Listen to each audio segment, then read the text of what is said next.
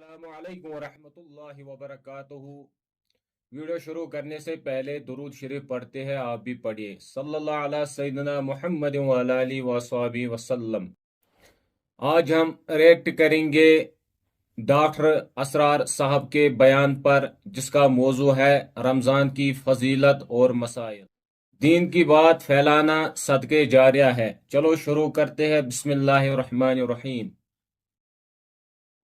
لیکن یہاں جو ہے معاملہ صوم، اس سے پہلے مکی دور میں صوم کا کہیں کوئی تذکرہ ہی نہیں، نہ عربوں میں اس کا رواج تھا۔ یہ لفظ بھی عربی زبان میں تھا گھوڑوں کے لیے، گھوڑے روزہ رکھتے تھے۔ رکھتے کیا تھے بیچارے، انہیں رکھوایا جاتا تھا، کیونکہ عربوں کا جو معاملہ تھا وہ لوٹ مار، غارت گری، اور اس کے لیے انہیں چاہیے تیز رفتار سواری، جاؤ حملہ کرو، لوٹو مارو اور بھاگو۔ اونٹ جو ان کی فضا اور ان کے ماحول کے لیے مناسب تھا، وہ زیادہ تیز دوڑ نہیں سکتا، اپنی اس ضرورت کے لیے گھوڑا چاہیے تھا۔ گھوڑے میں عرب کا سخت موسم برداشت کرنے کی عادت نہیں، نازک جانور ہے، وہ پیاسا تو نہیں رہ سکتا 7 دن تک جیسے کہ اونٹ رہ سکتا ہے، بھوکا نہیں رہ سکتا، وہ لو کے تھپیڑے نہیں برداشت کر سکتا، لہذا عرب اس کو رکھواتے تھے روزہ۔ کھانا پینا بند کیا اور اس کے جو ہے منہ کر کے کھڑے ہو گئے جب گرم تیز ہوا چل رہی ہے، سب تو اپنے آپ کو لپیٹ لیا اپنے گھٹنے میں، گھٹنا کہلاتا ہے وہ جو بھی کپڑا اوپر ہوتا ہے، اور وہ اس گھوڑے کو جو ہے وہ ساری آگ اس پر برس رہی ہے تاکہ اس میں عادت پیدا ہو جائے جھیلنے کی، برداشت کرنے کی۔ تو جنگ کے موقع پر کہیں یہ دغا نہ دے جائے، اگر یہ ہمت ہار گیا تو اس کا تو کیا کیا جائے گا، تو اصل میں سوار ہے جو مارا گیا۔ یہ روزہ ان کے ہاتھ تھا، لیکن جب حضور آئے مدینے میں تو یہاں یہود میں روزے کا رواج تھا۔ وہ ایک تو عاشورہ کا روزہ رکھتے تھے، اس لیے کہ وہ تاریخ تھی جس میں کہ نجات ملی تھی بنی اسرائیل کو فرعونیوں سے۔ پہلے یہ کہ ہر مہینے میں 3 روزے، اب اگر 30 کے 30 روزے ایک ہی مہینے میں فرض کر دیے گئے ہوتے اور وہ ہوتے جون جولائی کے تو جان نکل جاتی۔ بہترین تدبیر یہ کی گئی ہر مہینے میں، اور یہ موسم سارے آ رہے ہیں۔ پھر کچھ عرصے کے بعد یہ رمضان کا روزہ فرض کیا گیا۔ پہلا جو روزہ تھا 3 دن کا، اس میں یہ بھی تھی اجازت کہ جو اگر مسافر نہیں ہے، بیمار بھی نہیں ہے، طاقت رکھتا ہے روزہ رکھنے کی، پھر بھی روزہ نہ رکھے تو اس کا فدیہ یہ ہے کہ 1 مسکین کو کھانا کھلائے۔ ٹھیک، علی الاطلاق تھا یہ۔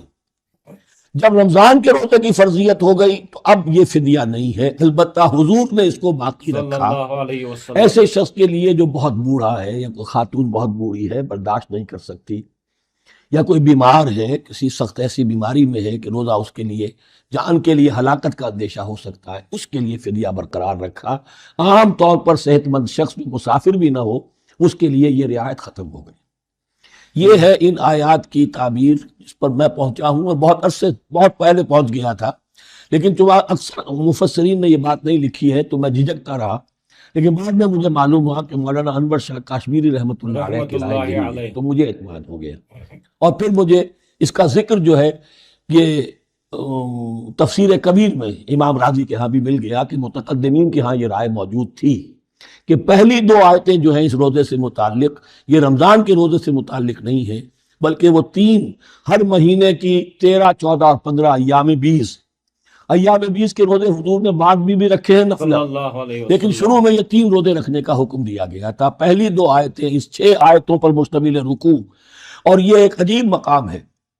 قرآن مجید کے احکام بہت دفعہ ہے، نماز کے احکام قرآن میں بہت دفعہ ہیں، کہیں وضو کا ہے، کہیں تیمم کا ہے، کہیں اور نماز خوف کا ہے، مختلف جگہوں پر، لیکن صوم کی عبادت پر یہ 6 آیات کامل ہیں، مکمل ہیں۔ اس کی حکمت، اس کی غرض و غایت، اس کے احکام سب کے سب اس میں آ گئے۔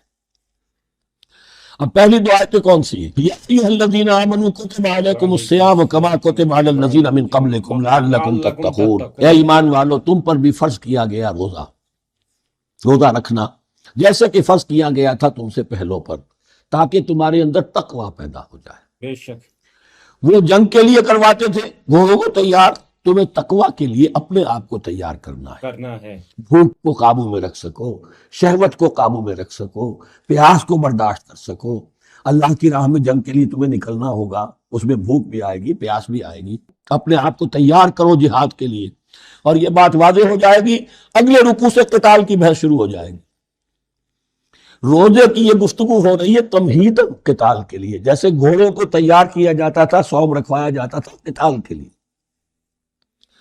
ایام معدودات، گنتی کے چند دن ہیں، یہ گویا کہ ثبوت ہے اس کا کہ یہ 2-3 دن سے زیادہ، معدود جو ہے وہ عربی زبان میں 9 سے زیادہ نہیں ہو سکتا۔ معدودہ جب آئے گا، ایام معدودات، یہ جمع جو ہے جمع قلت کہلاتی ہے۔ معدودات، معدودہ بڑی سے بڑی رقم ہو سکتی ہے، لیکن معدودات جمع قلت ہے، گنتی کے چند روز ہے۔ فمن کان منکم مریضا، ان میں بھی یہ رعایت ہے کہ جو تم میں سے بیمار ہو، او علی سفر، یا سفر پر ہو، فعدۃ من ایام اخر، تو وہ تعداد پوری کر لے دوسرے دنوں میں۔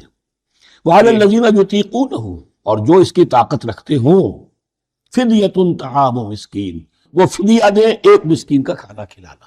ان آیات کی تفسیر میں جیسا کہ میں نے عرض کیا، مفسرین کے بہت سے اقوال ہیں، میں اس کی بحث میں نہیں جا سکتا۔ جو میں نے اپنے مطالعے کے بعد رائے قائم کی ہے، میں صرف وہی بیان کر رہا ہوں کہ اس وقت، اور یہ امام راضی کے الفاظ ہیں، کہ یہ فرضیت علی تعیین نہیں تھی بلکہ علی تخییر تھی۔ فرض تو ہے روزہ، لیکن اس کا بدل بھی دیا جا رہا ہے، اگر تم نہیں رکھنا چاہتے تو تم ایک مسکین کو کھانا کھلا دو۔ تو گویا کہ تدریجاً انہیں لانا تھا، چونکہ اس بات کے وہ پہلے سے عادی نہیں تھے۔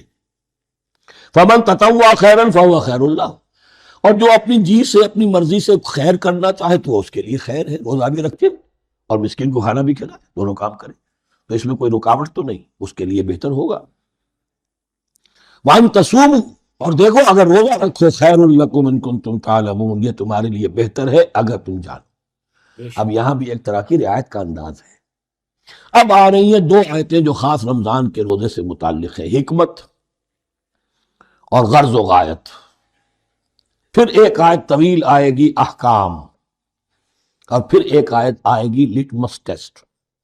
یہ 6 آیتیں۔ شہر رمضان الذی انزل فیہ القرآن، رمضان کا مہینہ وہ ہے جس میں قرآن نازل کیا گیا۔ بے شک، ہدی للناس وبینات من الہدی والفرقان، لوگوں کے لیے ہدایت، اور ہدایت کی بھی روشن بینات باتیں، والفرقان، اور حق و باطل میں فرق کر دینے والی چیز۔ بے شک، فمن شہد منکم الشہر، تو جو کوئی بھی پائے اس مہینے کو، یا جو شخص بھی مقیم ہو اس مہینے میں، مسافر نہ ہو، فلیصم، اس پر لازم ہے کہ روزہ رکھے۔ اب وہ وجوب علی التخییر ختم ہو گیا، اب وجوب علی التعیین، اب یہ لازم ہے، یہ رکھنا ہے۔ ایک رعایت باقی رکھی، ومن کان مریضا او علی سفر فعدۃ من ایام اخر، جو بیمار ہے یا یہ کہ سفر پر ہے، وہ تعداد پوری کر لے دوسرے دن۔ یرید اللہ بکم الیسر ولا یرید بکم العسر، اللہ تمہارے ساتھ آسانی چاہتا ہے، سختی نہیں چاہتا۔ بے شک، یہ لوگ اپنے اوپر سختیاں جھیلتے ہیں، شدید جو ہے سفر کے اندر بھی روزہ رکھے ہوئے، حالانکہ یہاں اجازت دی ہوئی، یہ بلکہ حضور نے ایک مرتبہ ایک سفر میں نہیں ہے روزے رکھنے کی۔ کافی سردنش کی، کچھ ایک جہاد اور قتال پہ نکلے تھے، لیکن کچھ لوگوں نے اس سفر میں بھی روزہ رکھ لیا۔ نتیجہ یہ ہوا کہ سفر کے بعد جہاں منزل میں اب جا کر خیمے لگانے تھے، وہ نڈھال ہو کر گر گئے۔ جن لوگوں کا روزہ نہیں تھا انہوں نے پھر وہ خیمے لگائے، منزل کا کام کیا۔ تو حضور نے فرمایا کہ لیس من البر الصیام فی صلی اللہ علیہ السفر، وسلم، روزے رمضان، اس میں سفر میں روزہ رکھنا کوئی نیکی کا کام نہیں۔ لیکن ہمارا تصور اور ہے، 105 بخار چڑھا ہوا ہے، روزہ نہیں کھولوں گا میں، روزہ تو میں نے رکھا ہوا ہے، یا روزہ تو میں نہیں چھوڑوں گا۔ حالانکہ جہاں رعایت اللہ کی ہے، اس رعایت سے فائدہ نہ اٹھانا ایک طرح کا کفران نعمت ہے۔ وَلَتُكْمِلُوا الْعِدَّةَ، لیکن تمہیں عدت اور تعداد اب پوری کرنی ہوگی۔ وہ جو تھی ایک رعایت کہ فدیہ دے کر فارغ ہو جاؤ، وہ نہیں۔ وَلِتُكَبِّرُوا اللَّهَ عَلَىٰ مَا هَدَاكُمْ، اور تاکہ تم تکبیر کرو اللہ کی اس پر کہ جو اس نے ہدایت تمہیں عطا فرمائی۔ وَلَعَلَّكُمْ تَشْكُرُونَ، اور تاکہ تم شکر کر سکو اس نعمت عظمیٰ کا جو قرآن حکیم کی شکل میں تمہیں دی گئی۔ اس موضوع پر میرا کتابچہ عظمت صوم اور عظمت سیام و قیام قرآن، اس میں یہ سارے مضامین تفصیل سے آئے ہیں، کیا حکمت ہے، کیا غرض و غایت ہے، کیا مقصد ہے، اور آخری منزل کیا ہے، وَإِذَا سَأَلَكَ عِبَادِي عَنِّي فَإِنِّي قَرِيبٌ۔ قریب، مطلوب تو یہ ہے کہ تمہارا جو یہ جسم حیوانی ہے یہ کچھ کمزور پڑے، روح ربانی جو تم میں پھونکی گئی ہے اسے تقویت حاصل۔ دن میں روزہ رکھو، اس حیوانی وجود کو ذرا کمزور کرو، دباؤ اس کے تقاضوں کو، رات کو کھڑے ہو جاؤ، اللہ کا کلام سنو اور پڑھو تاکہ تمہاری روح کی آبیاری ہو، اس پر حیات، آب حیات کا ترشح ہو۔ نتیجہ کیا نکلے گا؟ تمہارے اپنے اندر سے ایک پیاس ابھرے گی، وَإِذَا سَأَلَكَ عِبَادِي عَنِّي فَإِنِّي قَرِيبٌ، تقرب الی اللہ کا جذبہ پیدا ہوگا۔ تو اے نبی، جب میرے بندے، ایسے صلی بندے اللہ آپ سے علیہ میرے بارے میں وسلم، سوال کریں، ان کو بتا دیجئے میں قریب، دور نہیں۔ یہ حقوق انسانی کا میرے نزدیک دنیا میں سب سے بڑا میگنا کارٹا ہے۔ اللہ اور بندے کے درمیان کوئی فصل نہیں ہے، بے شک فصل اگر ہے تو تمہاری اپنی خباثت ہے، بے شک، اگر تمہاری نیت میں فساد ہے، حرام خوری تو کل نہیں کرنی ہے، تو اب کس منہ سے اللہ سے دعا کرو گے؟ پھر جاؤ گے کسی پیر کے پاس، آپ دعا کر دیجئے، یہ نذرانہ حاضر ہے۔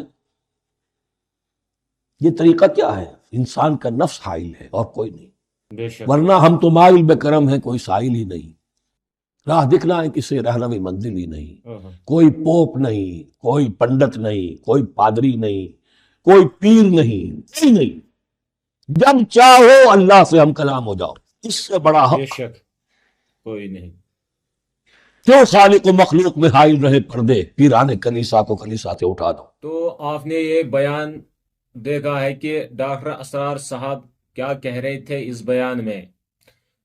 وہ کہہ رہے تھے کہ اگر آپ سفر میں ہے تو روزے نہیں رکھ سکتے ہیں تو گھر آ کے آپ روزے رکھ سکتے ہیں، اگر آپ سفر میں روزے رکھ سکتے ہیں تو کوئی حرج نہیں۔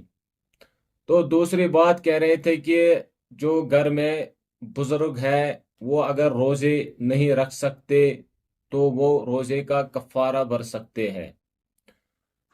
اس ویڈیو کو زیادہ سے زیادہ شیئر کیجئے، پیج کو فالو کیجئے اور مجھے اپنے دعاؤں میں یاد رکھیے۔ اللہ حافظ۔